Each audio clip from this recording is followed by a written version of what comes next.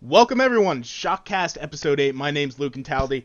I'm your host. Today, we are doing the pre-E3 show. We already did our E3 predictions. If you're looking for that, just look at last week's episode. We didn't have to deal with Chris. Unfortunately, he's here today. What's up? Oh my god, we can't get rid of you. But Well, actually, we can. we can, but we prefer not to use murder and torture. No, well, that's not really necessary. Oh, okay. All right. At least we shouldn't have mentioned that on air. So joining us today, of course, we have Chris. We have Giuseppe, who's helping me conspire in our plan to murder Chris. Hello, everyone.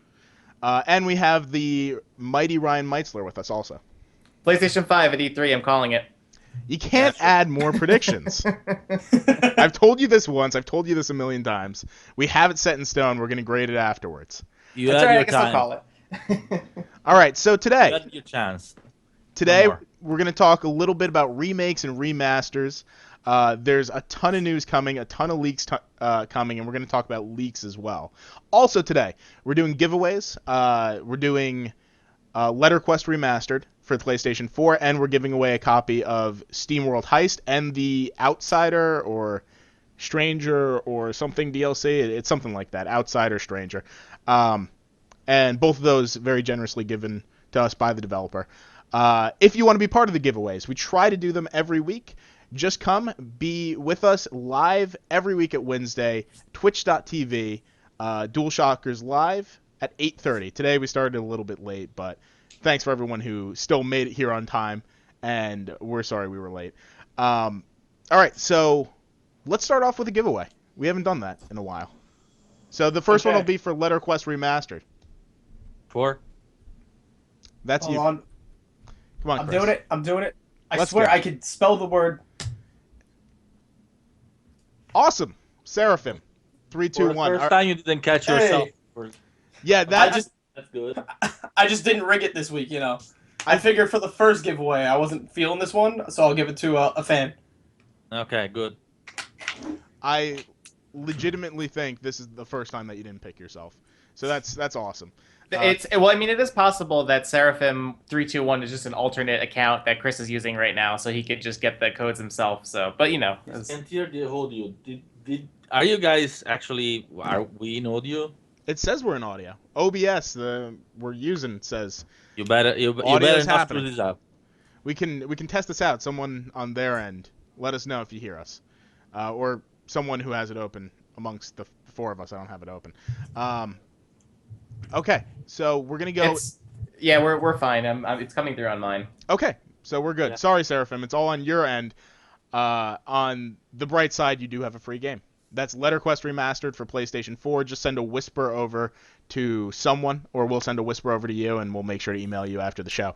All right, so what has everyone been playing? We're kind of in this huge news rush before E3, and of course E3 is going to kill all of us who work in the industry. So what are you doing to calm yourself beforehand? Let's start with Giuseppe. Call myself, yeah, sure. I'm playing the worst game to ever play when you're busy, which is Hearts of Iron 4 on PC, and that's basically the most complex, time-consuming, and like absorbing game that you can imagine. It's great. I can't say more because I'm reviewing it when I'm ready. But I can say it's a quite great game if you like that kind of game. Of course, if grand strategy games and playing with a ton of numbers more than visual things is not your thing, it's probably not going to be the thing for you. But if you like strategy on the purest sense of the term, like not moving like single visually represented characters in a hex map or in a grid, but actually having a ton of numbers to play with, like supply numbers, construction, industry, politics, and crap like that. That's going to be a great game for you. And that's pretty much it. Actually, I'm playing some Black Desert Online still on side, but I don't have enough time to dedicate to MMORPGs until E3 is done. Yeah, Gonna go back to that until when it is done, and I'm also gonna go back to Final Fantasy XIV, playing the new update. after E3 when I have a little bit more time, and that's it. That's pretty hectic still for being as busy as you are. Well, under E3, yes, it's busy. Today it's not even E3 yet. I had to write 20 articles. Oh my god. At least you're keeping our valuable readers informed. Chris, let's go to you. Anyone want to guess what I've been You doing? probably Overwatch. Yeah, Okay, Overwatch. No! You let's realized move to how Ryan. great it is. Guys, Let's move hashtag to Ryan. not You like your chest. No! You like your chest, Ryan. Go Paul ahead. did it wrong. Cut the audio, Go ahead, someone. Ryan. So for new stuff, I've been playing a lot more Overwatch, but we talked enough about that. Mirror's Edge Catalyst, which I'll be reviewing. So I've been playing a lot of that. I was a big fan of the first game, so I've been looking forward to playing this, enjoying it so far. And then for old stuff, I've been doubling down on fantasy RPGs with The Witcher 1 and Final Fantasy X HD. All right. Yep. All right. Yeah, that's a great list. Let's Myself. dive into the meat. Oh, there's still you. Anyway, as for myself, I'm currently going through SteamWorld Heist, which we're giving away later, of course, which I very much enjoy. Not as much as SteamWorld Dig, but I'll get into that. We'll talk a bit about it. And yeah, that's about it. It's a bit of a rush right now. So you want to get into the meat and potatoes? Let's get into the meat and potatoes. All right. So we're going to start with news. And the news story today is there are leaks like crazy lately. Yeah, and- we're not going to go into the specific news leaks too much Right. because you've probably seen them already. We And could do a show just on that, basically, because there was just so much over one the last show, Right. like 20 shows. Like there isn't Yeah. anything that's not leaking lately. Right. I mean, there's still going to be. Right now, E3 is not much more about the news themselves. But it's like more about seeing the gameplay after you already know the news. yeah. It's just They go- confirmation. Yeah, just more like, oh yeah, now we know everything. Now let's see some gameplay, or let's hear the developers and interviews and stuff like that. Because, like, or my pre-3 is more like news wise, is more hectic, and leaks wise, like everything leaking. Like I don't know, it seems to be to me that the industry and especially people that work like on Xbox Live, PlayStation, Twitch, places where advertisement goes, uh, are hiring a lot of interns, probably because the economy is what it is, and so they don't pay much. They're not like very well trained, and they don't pay much attention like to time zones and stuff like that. Yeah. So they schedule stuff maybe on the wrong time zone, and then it comes out like 5-10 hours before, and people see it and it goes out. And then the funny thing is that they try to stamp it out like, yeah, sure, Ubisoft is like taking down some videos of the trailer of Watch Dogs. Yeah, like 20 more copies are not gonna pop up, right? Yeah. Exactly. And that happens with every single thing. I mean, every single big thing that happened in the past few days, in the past few months, because it got leaked before. If it wasn't by an advertiser, it was by some site that broke the embargo. Because again, someone didn't pay attention to the time zone. And Mhm. it's happening more than it used to happen. See, that's what I can't necessarily remember that. I don't think I was as in tuned into the into hearing all the leaks. I kind of shut myself out for a lot of when I wasn't part of the press. This has been a continuous thing for ever, or just for the past few years.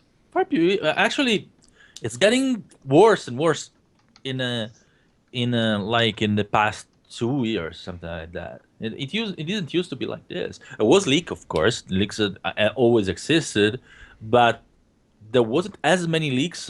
Just someone that pressed the wrong button. Right. Normally it was people that like had a copy of the video and decided to leak it online or stuff like that. Right now, instead, it's more like someone simply pressing the wrong button on scheduling something at the wrong time, and it happens with everything. Yeah, I mean, I think we That's saw that fine. we saw that too with like Final Fantasy 15 with the release date getting leaked before because of a YouTube video that Mhm. leaked that had the release date in it. So I think Yeah, it but is. Yeah, the just things funny like thing that. is, sorry, go ahead. No, I'm done. You go ahead.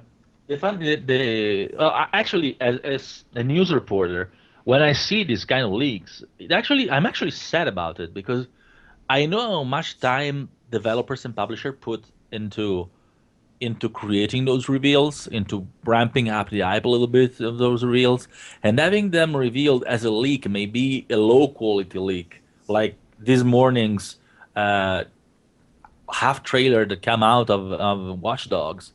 Oh, Oh, and my camera turns off, and back it comes. Don't worry, I'm coming back. Um, it kind of makes me feel sad because unfortunately as a reporter I have to report about it. It's my job, and I have to keep our readers like informed. right. So unfortunately we have to, and even if they don't worry about it, I'm just Right. going to click until it stays. Okay. um, as long as my voice comes through, that's fine. Um, the problem is that if we don't publish it, someone else will, and the effect will be the same. But our readers will not be informed, so we can't really not leak them. And of course, developers and publishers are not happy about it, and I am not happy because I'm sad to have to kind of spoil it. It's our job, and but it's not a situation that I like. I would simply like to, have stuff revealed the right way when it's the right time. Unfortunately, circumstances are not don't allow it because pretty No. much every morning before a big announcement, like at 8 a.m., 9 a.m. my time, which means that it's still late night in America, I know that somewhere, somehow, that thing is gonna come out, and there is no way it's gonna be avoidable. I don't know if like there are so many channels now for advertisement that something happens all the time, Yeah. but it's unfortunate. I'm Very. sure a lot of people enjoy leaks, but I prefer if we like didn't have as many leaks. I think Right. it'd be better to like more exciting, more fun to just see the things the way they're supposed to be seen, not with the like 360p video with super compression that doesn't really look good and maybe gives you a wrong impression of the game before you actually see the game.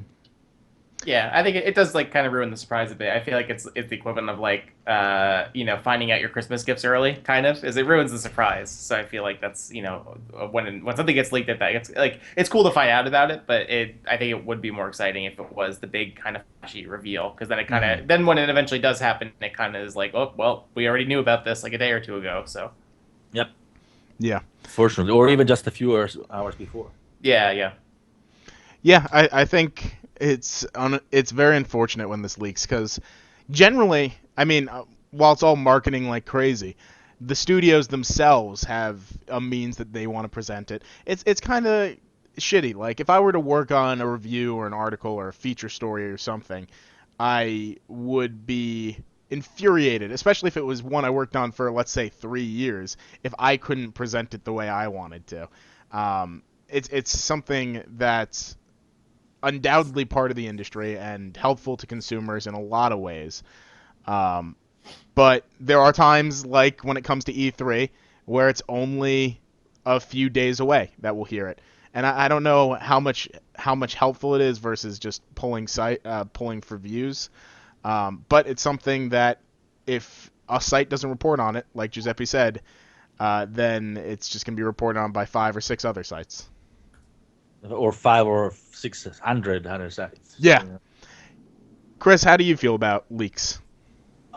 So I'm in this weird state where I don't really mind leaks because like when it's certain things, like I find out the details and then I get to see the actual reveal of it. I like seeing it presented the way that it was intended to be, and I kind of like getting the news, but at the same time, I said it. I think the first ShockCast we came back. I'm just gonna put on my little tinfoil hat, and the prevalence of this I don't think is all mistakes. With Right. how frequently they're coming out, I'm pretty sure most people are doing free advertising, trying to hype it up, and then get to the people like me who don't really mind leaks, and then like seeing the actual reveal too. You know? You know, I doubt that most of those are like intended because of the quality that we get. Like, I can guarantee you pretty much, like with everything I have, that like this morning's leak of Watch Dogs were not intended because that kind of quality really ruins the visual of the game.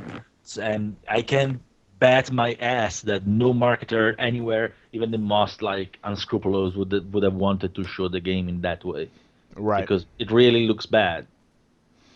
Yeah, I suppose.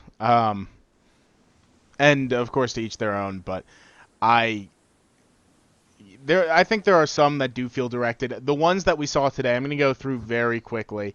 So if you don't want to hear what happened, if you're keeping an E3 blackout, like I know some of my friends are, then just mute for like the next 30 seconds. Earmuffs. Yeah. Yes. But today, I think just today alone, or today and yesterday, we had Destiny Rise of Iron expansion details leaked. The reveal stream, of course, is tomorrow, and it's going to be by Bungie. And this was leaked by accident by Bungie on their own site. Of course, it's been leaked before through people taking pictures of posters in Google something. Watch Dogs 2's trailer was leaked by Twitch in an advertisement form. There was box art, I believe, leaked for The Elder Scrolls V, Skyrim Remastered. It wasn't the box art; it was just the There's other name. listing. Oh, just a Yeah. listing. Okay, and Injustice 2 was leaked by GameStop. The trailer was then released. And there's a funny tweet on it, supposedly. Yeah, Ed Boon posts a great picture of it. I don't know if you can pull it up onto the OBS. I see it. I Yeah. can't, I don't think. Basically it's this piece of paper that says party invitation list. And it says President Obama, Beyonce, Taylor Swift, Oprah, George Clooney, and it has GameStop, but it's crossed out with a red marker. So it's pretty funny. So All right, wait, we're going to put it in the chat. Come be part of the chat, and you'll see all these funny links we post. And we can put Okay. it. We'll put it in the description for you people on YouTube as well. All right, but Well, yeah, I think we kind of hammer the leaks so we can move on to the remasters. yeah, I think Wow. that's. I think we could definitely do that. So, yeah, we got our final word out on. Ed leaks. Boon is the funny guy. yeah, So- he's great. I love Ed Boon. I don't think he's serious. I think he loves GameStop. Oh, I'm sure. Yeah, no, it's tongue in cheek. But let's go back to remasters and remakes. Now, Giuseppe, why is remasters and remakes the topic of the show? Is there any recent news regarding remasters and remakes? Well, which one? There are a ton of them. Like every day there comes out news or rumors about a new one. Right. The latest, biggest one is Final Fantasy XII. It's going Yeah. to get a remaster on PS4. Probably gonna come to PC later, Mhm. as usual. Not sure. For now, it's PS4 exclusive, but we'll see. But yeah, Final Fantasy XII. A lot of people wanted it. There is this person that works as a localization manager for for Exceed, I think, which Mhm. is great. She's absolutely right to follow on Twitter and stuff like that. She was absolutely overjoyed, and she wasn't the only one. Yeah. And I'm pretty happy myself. Even if Final Fantasy XII is not my favorite Final Fantasy, actually far from my favorite Final Fantasy, mostly for story reasons. People love it because of the mechanics and stuff like that. I think the story was a little dull compared to the past Final Fantasies, but that's just my opinion, very personal opinion. I'm Right. sure other Yeah. people will differ. But yeah, that's a big one, and there is another one. There are a few more for Batman coming out. There are lots of remasters all over the place, and that seems to be there is more rumors came out about the BioShock remasters as well. Uh, like a persistent rumor that says that they are indeed coming, even if 2K say that what they didn't announce so far is not coming out this year. So unless they actually lied to investors, which Right. is problematic, Very. because you don't lie to investors. Incredibly You don't. illegal. Just do not. Bad idea legally. But in any case, we'll see if it actually comes out at E3. Mm-hmm. Because those rumors say that will be announced at E3. We'll see. But even if that wouldn't come out, there is plenty of remasters, which is funny. Like, looks like the industry has completely accepted the idea of remasters, and I think the public as well is a lot more accepting of the idea of remasters. I remember quite a while ago in which there was a time in which people were still proning a little bit at the idea of milking old titles and stuff like that. I wasn't, but I know a lot of people were. Uh, Right. and I know that like and right now people seem more accepting of them, which is I think good. Yeah, I think it's definitely good. We got some discussion topics on it, in fact. So remasters and remakes. Chris, how short is too short for a remaster remake to be considered? Of course, we just had uh, there have been some notoriously short remasters remake. The one that sticks out always in my head for this was Tomb Raider, Definitive Edition coming out, which I don't think was too short. I didn't get to enjoy it on the PlayStation 3. But what do you think? I think you need to give these things time. Like you gotta let a game have, like, I can't give an arbitrary number, but it has to be to the point where like I miss it. Like what is it? Like the Deadpool game High Moon Studios released. Like, Mm-hmm. did anyone want the remake of that one to come out? And then it just kind of did, you know. Like there's got to be a certain amount of time for something to fester, for it to just bubble over and be like, you know what, I really want to play this. Like the time between Halo 2 and the Halo Remastered Collection. That to me is a good amount of time because it's very a classic game. It's a very Yeah. long time, but I really want to play Halo 2 multiplayer, and you get the nostalgia for it. Then it comes out, and it's exactly what you remember, and it feels good. Like, a couple of years doesn't really do that to me. Right. Like I love Skyrim, but I just sunk how much of my life into Skyrim how recently. See, I don't- I completely disagree with that. In fact, I think that Ooh. that Skyrim is that perfect length where I remember putting hours into it on PlayStation 3. It ran like crap on the PlayStation 3, and eventually I just had to give up playing it because it would slow down to about a frame a second. But I really like, if that's true, I'm really looking forward to that. I don't care that I've been playing it on PC. I don't care that I have a ton of mods. I think that they're able to do something really interesting with it if they do bring it over. But what about you, Ryan? This is still on the topic of how short is too short. How short is Right? too short? Okay. I mean, I think the ones that stick out to me are things like The Last of Us Remastered and I guess the Grand Theft Auto when that came out on PS4 and Xbox One, where those came, roughly about a year after. I mean, like Grand Theft Auto, I don't know if that really counts as a remaster as much as I think they're more ports, but like I think Last of Us is a good example where that was literally a year after the game had come out. Mm-hmm. So I think it was weird to see that come so soon after. But I understand why they wanted to get it on Sony's new console because it kind of came at the very tail end of the PlayStation 3's life cycle. So I think it's when it's something like that I tend to be a little bit more like, really? Like, that when it's a remaster that's coming like within a year or so of the game originally coming out, that it does seem a little unnecessary. Yeah. But I think I agree with more like Chris, where like I see the value in remasters more for games that either have been released a long time ago, so something like Halo 2, where that was like more than 10 years after its release. Of course. Or particular remasters that I've liked, like Grim Fandango Remastered, where it's for a game that literally, like, unless you were able to get like a really old copy of it that still managed to work on a PC somewhere, like it's a game that's basically inaccessible like to most people. Yeah. Personally, I think that there is absolutely no right or wrong time for a remaster. It's very simple. A remaster makes a game accessible for people that don't have access to it on another platform. So if a remaster of a game come out of PS3 even just 1 year ago, that's great because there is a lot of people that don't have a PS3 at all, so they get access to the game. The remaster of Tokyo Xanadu that just got announced, it was only on PS Vita. How many people don't have a PS Vita? Now we're gonna get a chance to get it on PS4, and maybe there are more chances that it's gonna be localized and come west. So in the end, remasters are completely optional. No Right. one loses from them. But there is always someone that has access to it. Remaster almost never come out on the same platform. Yeah, though So I think you wait, might not, have an. not, not finished. Okay, sorry. Go ahead. Rawr. Ah. Uh, almost never come out. Well, actually, never come out on the same platform. So in the end, you put the game in the hands of people that didn't have a chance to play it in a lot of cases. And I think that it's always a good thing. Of course, you are not forced to play it. If you already played it, you don't need to buy it again. You can decide. You can make an informed decision and decide if you want to buy it again or not.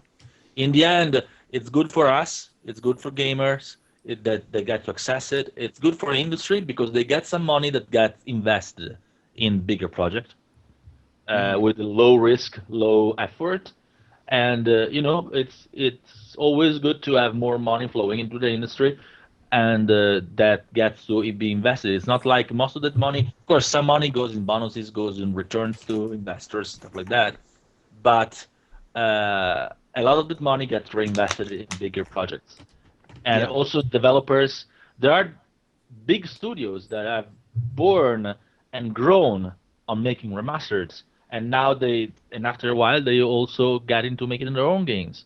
So it's more work for developers, developers that also get to be not laid off because remasters a lot of the time are positioned in between bigger projects, Right. in which case a lot of companies just downsize normally, and so like, they lay off a lot of people. In which if they have a remaster to throw it in the middle, they don't. And it's good for gamers because we get to access games in new platforms that maybe we missed. So even The Last of Us that Ryan was talking about, yeah, sure, it was 1 year after. But The Last of Us, how many PS4 owners don't have a PS3 at all? And why should they be locked out of a great game, right? Good Yeah. point too. Yeah. Um. Yeah, I guess the one counter argument, and it's probably the one I hear the most about. I don't know if I really followed the logic behind it, but when these companies do remasters of a game, they may be allocating resources that would otherwise go to the development of a new franchise or a new game in the series. Yeah. But That's bullshit. right, yeah, that's I'm kind of in that ground too because these are normally either outsourced to another studio, giving them business, giving both studios business. And it also helps fund future projects because, for instance, let's say this Skyrim leak is true. Think of how many years this will just give Bethesda to sit around, do nothing, and work on their engine and just profit off Skyrim. Everyone loves Skyrim. Everyone's going to buy that. Yeah, but it's not like even if they are making a Bethesda remaster, a Skyrim remaster, it's not like Bethesda is not continuing to work on whatever they're working on next. Right. They have, if they're doing it internally, they have a small team working on it, probably a small team that wouldn't be like used for other things otherwise, and maybe they are even hiring for it because normally, resources are like are fluid. It's not like you have this amount of developers. You can hire more developers, or you can allocate developers that you would normally wouldn't use. It's people that say that they detract from the developer game simply, or the game simply don't know how this works. Right. And this works that nothing is set in stone. What is set in stone normally is budgets, money, and remasters don't detract the money from bigger projects. They give you money for bigger projects. So it's great. Yeah. All right, so we got a few more questions. Before we go on to the follow-up, the hypotheticals, this was mostly talk about remasters. What about remakes? Do all of this apply to remakes? Is there a time limit difference for remakes too? No, No. it's pretty much the same thing. The line between remake and remaster is very blurry anyway. Yeah, that's fair. All right, so let's say you had the option, working at any studio, to make a remake of a game. What game on a previous console would you like to see remade? Yes, remade. This is a difficult question. I let Ryan and Chris go before me. Because I had too many. It's not that I don't know one. I think off the top of my head, the ones that I would kill for, as you put it in the question, I would love. So one of my favorite games growing up was Golden Sun on the GBA, and that was like one of my favorite games growing up in there. So I feel like I would love to see that happen. That's like definitely not going to happen at some point, but it would be cool. Right. I think the other one, I think that maybe an easier answer is Shenmue, because I've never played I've never played Shenmue, like the original Shenmue. I've never played any of the original You're fired. games, so I feel like I didn't have. What was it? The first on Dreamcast? Was that the first system or? That sounds right, but I can't remember. I know forget, but yeah. Anyway, I would love for a chance to get to play those games. So I feel like Shenmue would be my Right. answer. All right. How about you, Chris? So I was thinking about it, and then it kind of came to me. I'd like to see the Mass Effect games again. I'd like to see all 3 Mass Effect games, the entire trilogy, put right back on the current gen, so I could make my decisions again, shape the world, and for them to kind of matter for Andromeda. Don't play with my heart like that. That's the one thing I'd probably really like. Did you think of an answer, Giuseppe? Well, there is one game that I'd love to see either a remake or a remaster or even a new game of the series, honestly, which is Rival Schools, or Chiritsu Justice Gakuen now people call it in Japanese, by Capcom. Actually, it came out from quite a few Capcom developers talking about games that they would like to remake, like Yoshinori Ono talked about it. The producer of Dragon's Dogma talked about it as well. And I think it was a fighting game IP that really oozed the charm, and it was absolutely fantastic. I loved it. Unfortunately, we got the main version because we kind of they got the version that we got in the West was lacking all the character building part of the game, because you could actually create your own character and have like a semi-visual novel part of it, and it was like for budget reasons probably they cut it out because it required a lot of localization, because it had a lot of dialogue. But I think a remaster or remake of that would be awesome, like or even a new game. Yeah, I just would like to see the franchise come back. Right. Probably my favorite fighting game ever. I've got 2 on the top of my head that I'm thinking of. Specifically, I would love to see Star Wars Bounty Hunter have like a full remake. Of course, we saw it go from PS2 classics over, but I loved that game as a kid. I don't even like Star Wars. By that I mean I haven't watched Star Wars.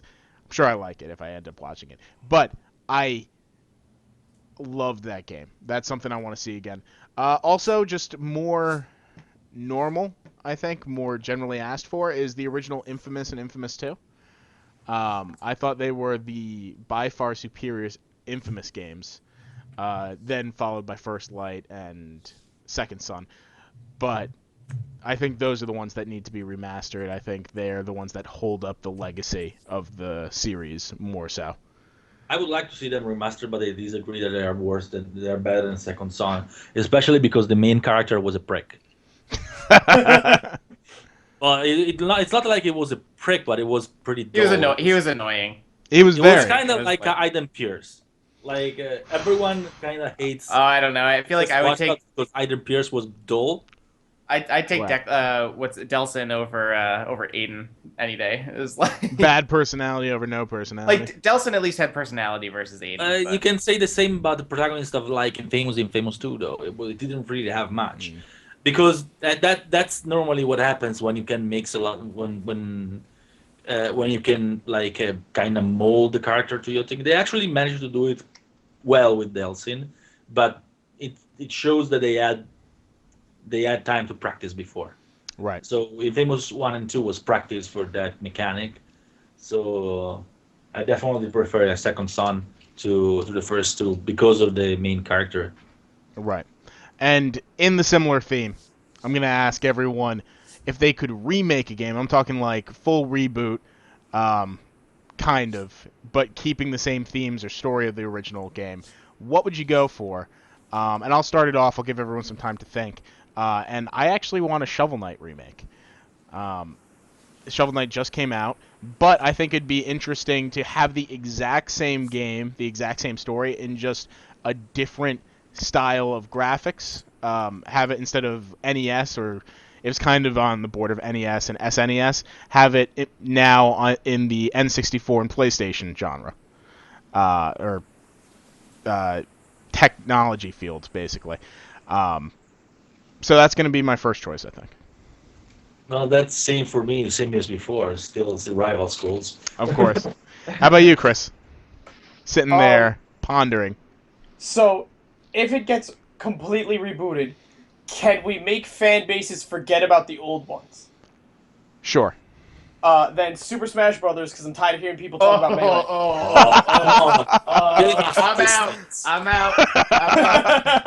No more. Oh, Smash damn. 4 is great. Everyone needs to get over Melee. Please. I love Super Smash Brothers. I hate listening to people talk about Super Smash Brothers Melee. Oh man, Chris, I don't know. We can't work together anymore. This is like... I think I need to fire one of you. Just for talking about Smash Bros. I felt when Chris said Smash Brothers, I felt it just like stab my heart in pain. But... All right, Listen, I'd like another one. I still love the franchise. Just stop talking about Melee. It's not the best fighting game ever made. The person I'm referring to that to knows who I'm talking Well, that's okay, because I don't think any Smash Brother is the best fighting game ever made. God, It's not even a fighting game. It hurts. It's the best. I would say it's the best sumo wrestling game ever made. You guys, it hurts so much. No, it could be the best, I don't know, weird game ever made. I think for the next minute or two, I'm just It's gonna not have to really turn off my fighting. sound It's a and button just not listen mashing to this, game. like- Ryan, Weird characters flying around. If it Ryan, makes you feel any better, Ryan, I got destroyed when I went to a Smash Brothers tournament last weekend. Like, bad. okay, so Ryan, you now have the opportunity, the moment to change it. I'd like to read you Battleport. No, I'm kidding. It's like I'm kidding. So how is Maybe this? it's okay. Would like to redo Battleborn too. So sorry. So just to clarify, so this is different than the remakes we were talking about before. We were talking about remasters before. Oh, I thought we were talking about remakes before. So, No, all we're right, just out of order okay. on the outline.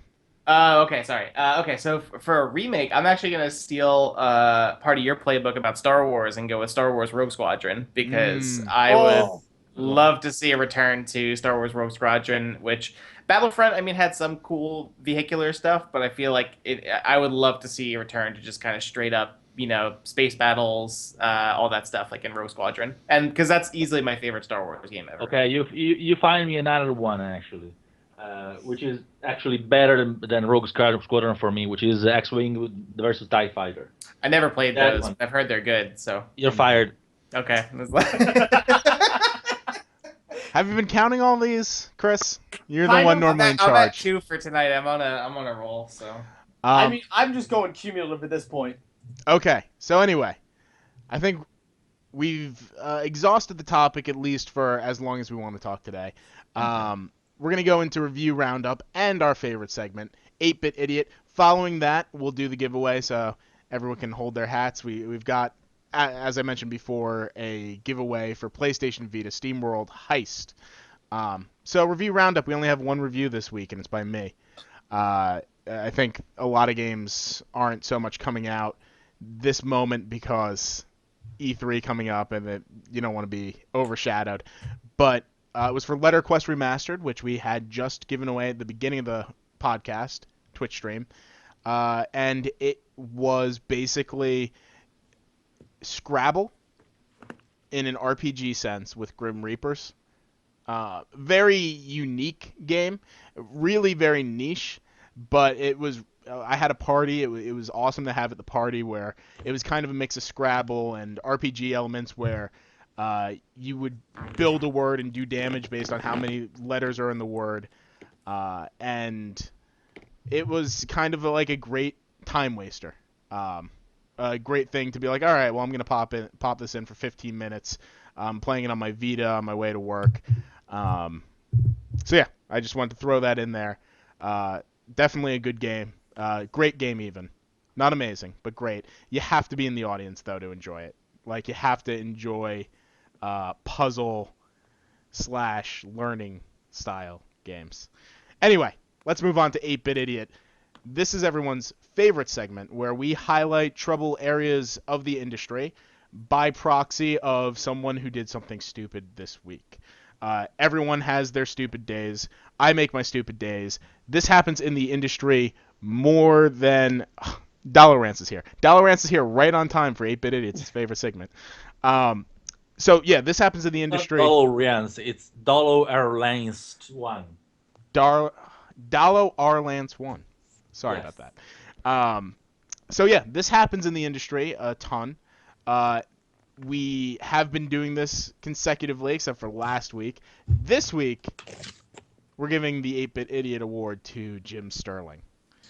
Now, Giuseppe... I think it should be pretty much like scheduled for that kind of award like every week since forever. But anyway, let's get into it. So our favorite Jim Sterling came out with one of his videos on YouTube this week titled "Industry Executives Are Fucking Idiots," and already, well, profanity. Not so classy, but that's okay. We're used to it. But the idea, the basic idea, was that the CFO, the Chief Executive Office, Chief Financial Officer of EA, and the head of EA Studios admitted during a couple of different financial conferences that they had reservations about the World War One setting of Battlefield One, which because they thought that kids did not know that World War One existed, or they didn't know much about it, and they didn't know it was very cool because trench warfare it can be boring, and because of this, according to Jim Sterling, they're fucking idiots. And that's idiotic. I'm sorry, but that's simply how it is. First of all, let's say the basic thing. If you get to be the CFO of a global publisher like EA, you're not a fucking idiot or an idiot at all. It requires having studied it on, it requires knowing the market, knowing business, and you don't get in that position just because of connection, and you don't keep that position for sure, and you don't lead the company to be as more entirely and economically successful as EA has been in the past few years if you're a fucking idiot or an idiot. But that's simply the basic. Let's get into the meat of the question. If you are, first of all, they say that they were cautious and they rejected it initially, but it doesn't mean that the game is not going to get made. The game is actually being made, which means that they consider it risky, but they decided to go for it. A fucking idiot or an idiot would have said, no, we don't do it, and then never listen anymore. So the game wouldn't be made. Instead, they considered it risky, but they listened to the developers in the long run, and they, in the end, greenlighted it. So despite the fact that it was risky, they decided to go for it. So I think they don't deserve to be called idiots. They actually deserve to be praised. Secondly, they weren't wrong in their arguments against World War One. As I actually mentioned in a past article, World War One is not an easy topic to solve. Jim Sterling kind of made fun of the idea that they thought that kids did not know about World War One, but that's kind of true. A lot of kids, or even adults, a ton of adults, don't know about World War One to the extent that it's basically the world war that came before World War Two. Because if there is a two, there has to be a one. But even schools, the schooling system nowadays in a lot of countries don't teach you about World War One all that much. and surely they don't teach about it in a way that can be considered in any way cool to market a game out of it. Right. It said that it was stupid to think that it was all about trench warfare because there is a lot of different things. But fact is that most of World War One was about sitting in trenches or charging from trench to trench and gaining maybe 100 meters a month. If and then maybe those 100 meters were lost in like an instant, again Hmm. and again and again for 5 years. And there is variation, but that's not the popular idea people have of World War One. And you market games and you market a setting starting as a starting point from the popularity of something. So if the popularity of World War One is boring, it's not that the game is going to be boring, but it's going to be harder to sell and to market. So EA took a risk. And there Hmm. is also the fact that in the end, the game is simply gonna be made. So since it's gonna be made, they are not fucking idiots. They they listen to the developers and decide to trust the developers, and I think they deserve to be praised. I know a lot of people that they would have not done it. For and moreover, which is more important, the industry executives are their whole job is about being cautious. Being cautious is their job because they're working with the money of the investors, of the company, and with the livelihood of developers. They're not just handling the money of their investors, but they're also responsible for keeping developers in the job and keeping the money flowing from the publisher to the studios. Right. So if they recklessly uh, greenlight games that are too risky and fail, that's what gets studios closed. And EA did it a lot in the past, and it's not doing it as much lately. Uh, in fact, they haven't been closing studios lately, not as much, uh, because they are being cautious. Being cautious is their job. Is how they keep bread on the tables of the developers. Because if games fail, people get home. They go Right. to go home. They go to be get they get to laid off, and that's not a good thing. So of course they should take risks, and in fact they do take risks. Battlefield One is a risk. They took it.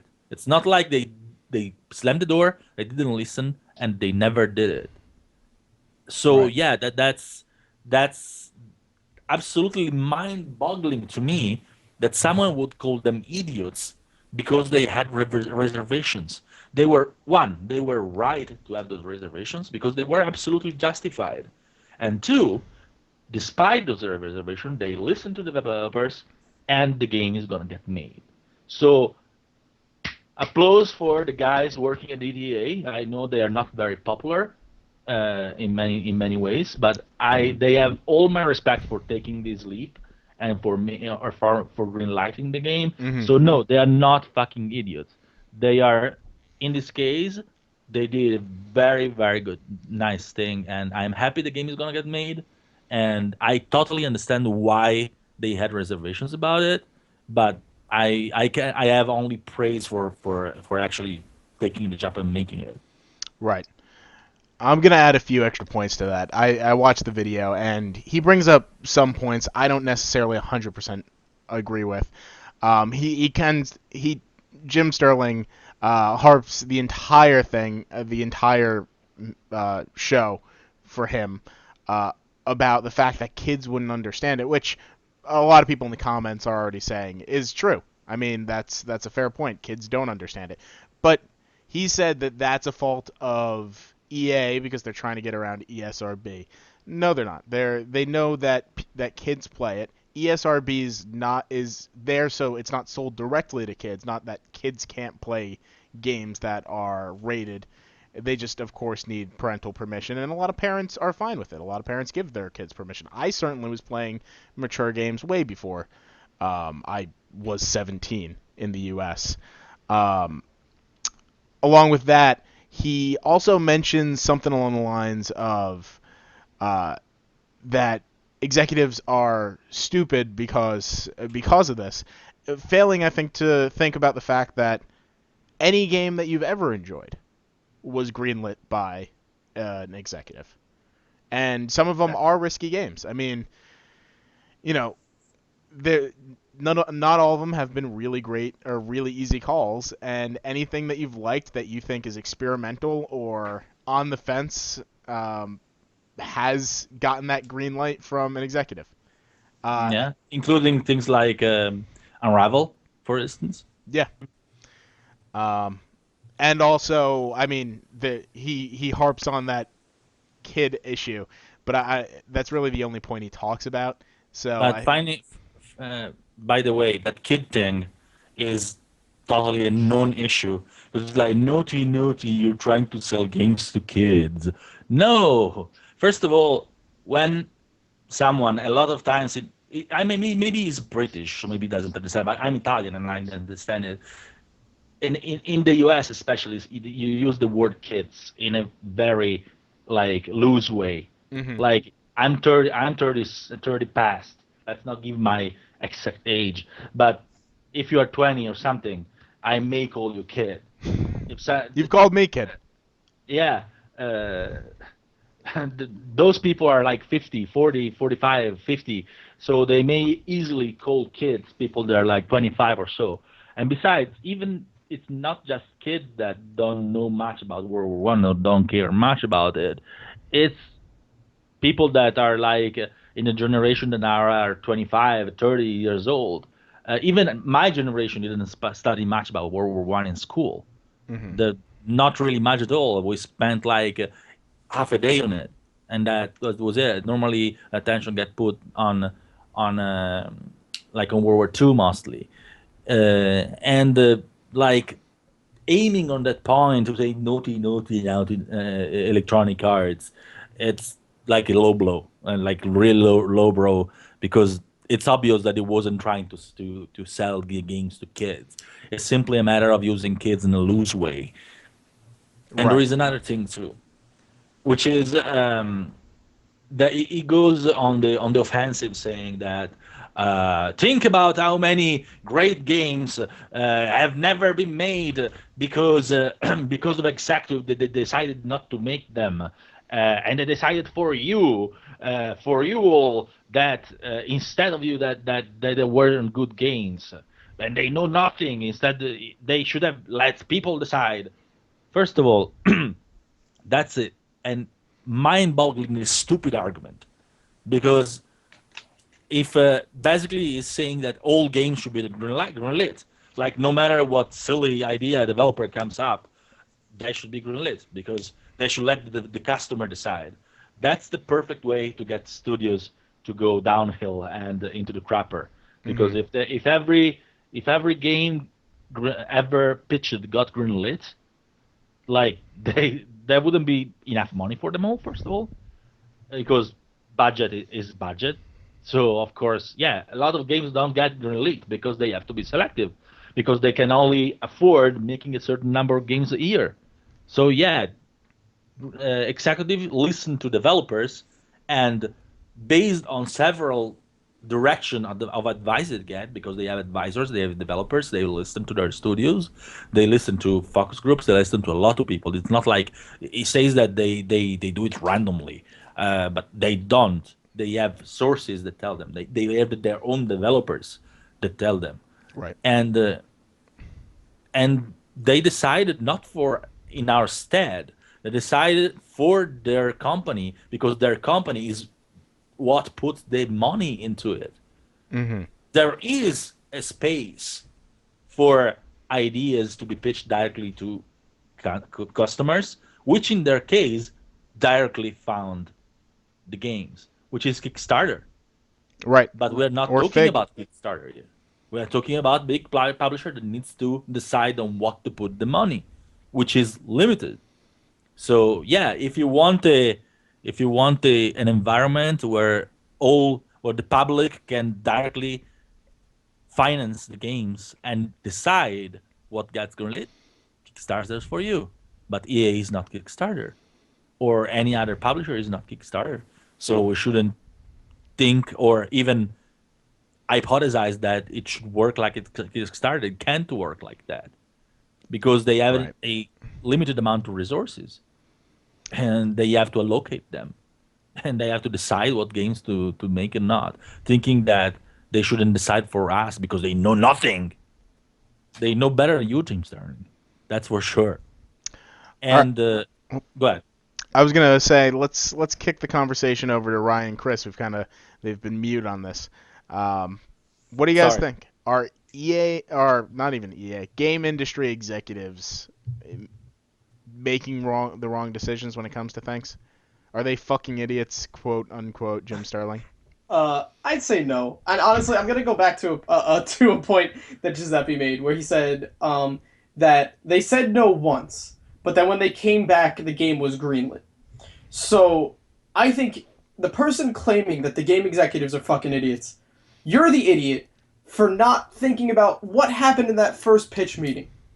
You don't know what this game sounded like on paper, and they could have said, "Hey, I don't hate the concept, but people aren't really into that World War One. You need to wow me. This isn't wowing me." It's as simple as that. Like, one of the best things I could think of in a story of like development, as far as getting something greenlit, is Luke Smith at Bungie when he wanted to get the head job to be the main developer for the Vault of Glass raid. Mm-hmm. Designed the first part of opening the door, had the heads of Bungie come in, gave everyone a controller and said, figure out how to open that door.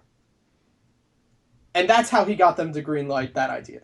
Right. We don't know if they showed up and they're just like, oh, look, remember Call of Duty 2? It's kind of like that, but back in World War One. And the executives went and said, hey, Call of Duty 2 was a great game. The industry's moved past this. You need to give me something different. And this is the spot that's missing. Because obviously, when a game executive makes an idea and comes back and greenlights something, it's better for it. Usually. Obviously, it's not 100%. But we don't know what was in that first conversation, and don't call someone an idiot for making a smart business move, especially when they let it go afterwards. Right. How about you, Ryan?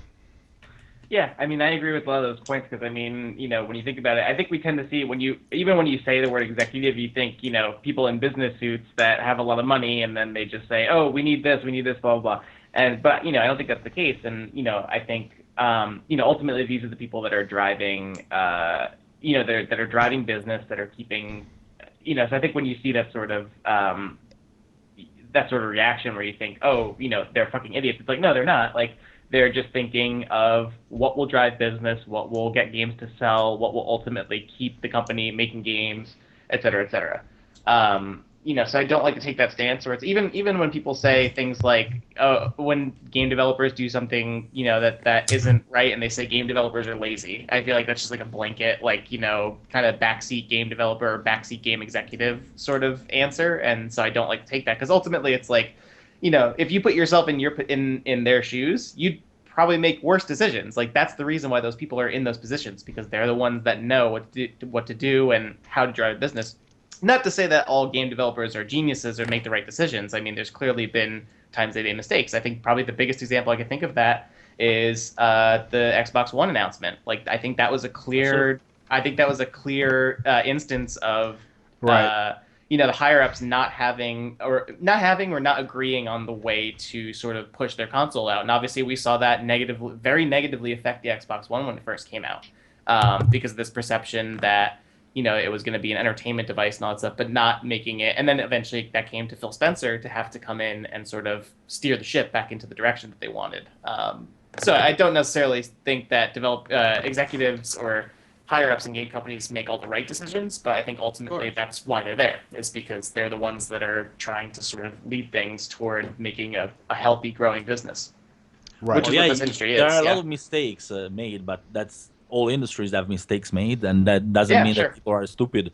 That just mean that you know, people try to make the best decision at any given time, given the information they have and the vision they have, and sometimes the vision they're given from others as well, and they have to like put together a lot of different interests, but which is the developers, the studio, the investors, the consumers. It's not easy to put them all together and try to mishmash them into something that works. But there is something that I want to respond to Christopher. You say that Jim Sterling is an idiot. He's not. I can tell you he's not an idiot. Jim Sterling is actually very smart because Jim Sterling knows very well what kind of buttons to push in order Yeah. to bank on the outrage and to maximize the revenue that outrage brings him on YouTube and other channels. No matter the fact is that he doesn't care how disingenuous or dishonest pushing those buttons is. I think he's very aware of that. But he's not an idiot, and that's the problem. If he was an idiot, it would probably be more forgivable. Because if you say something stupid because you're stupid, that's okay. Or because you're just ignorant, that's kind of forgivable. If you say something stupid disingenuously, trying to misinform people in order to bank on the rage, that's something I'm very, very disinclined to agree with. Right. Ryan and Chris, your faces are both gone. Oh, I just put my video back up. It should show up. Oh, there it is. Okay. Well, they're kicking around. We talked about Kickstarter very briefly, and I think crowdfunding would make for another great topic one day. Yeah. But I just want to, make sure everyone keeps in mind that crowdfunding isn't just Kickstarter. I mean, there's there's plenty also of there's crowdfunding. Fig too. I think Fig might even be the better of the two because Yeah. it allows There is Indiegogo too. Patreon, there is Indiegogo. Yeah, there are quite a few options. Again, there is that scene as well, and that's great that that it exists. But it's not something that can really be used by big publishers unless they do it in a certain way and not with all their games. Right. All right. So yeah, I think we've wrapped up that segment. Shame on you, Jim Sterling, but I'm sure we'll see you again some point soon. We're used to it. Let's talk upcoming games, and while we are talking about the upcoming games coming up this week, right before E3, let's give away SteamWorld Heist for PlayStation Vita and the DLC along with it. Can you roll that, Chris?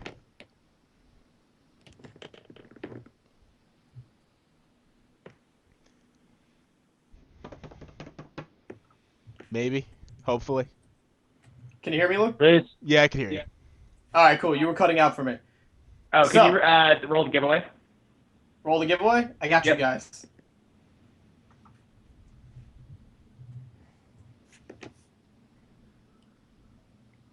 Seraphim again, double winner today. What a lucky son of a bitch. Yay! All right, Don't call people son of a bitch. Come on. it was in a good term. Lucky. I know you're American, but you shouldn't call people like that. All right. Anyway, upcoming games this week.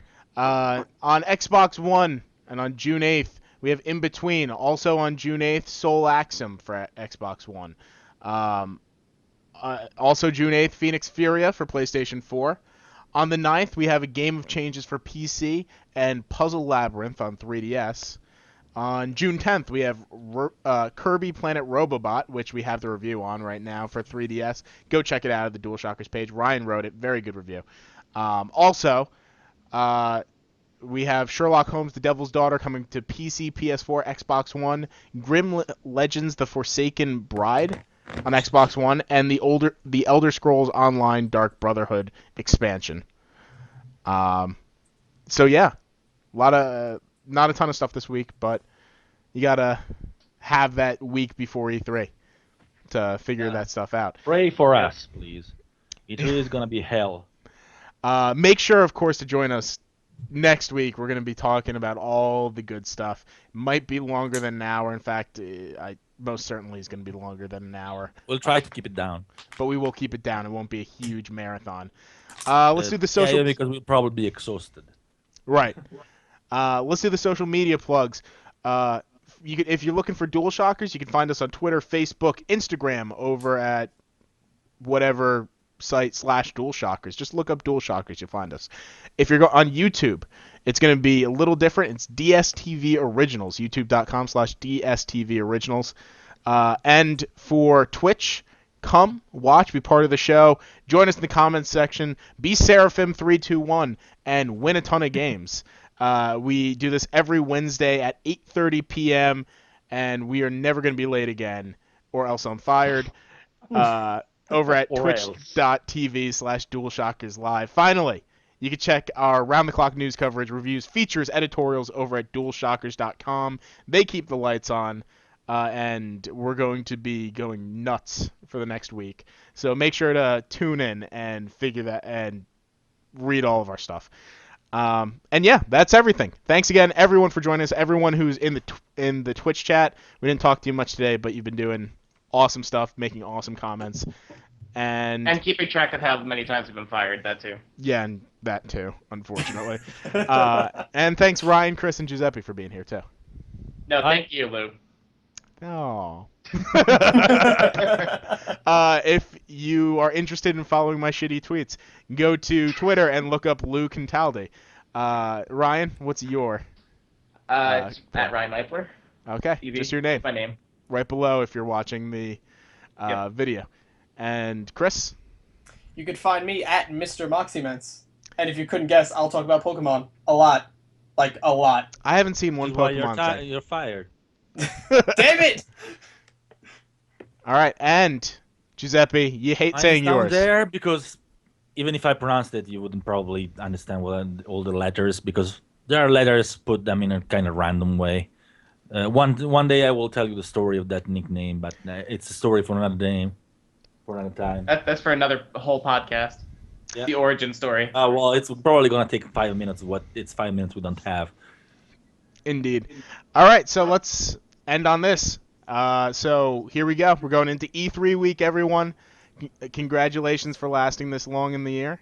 And yeah, enjoy all the news. Bye. Bye-bye.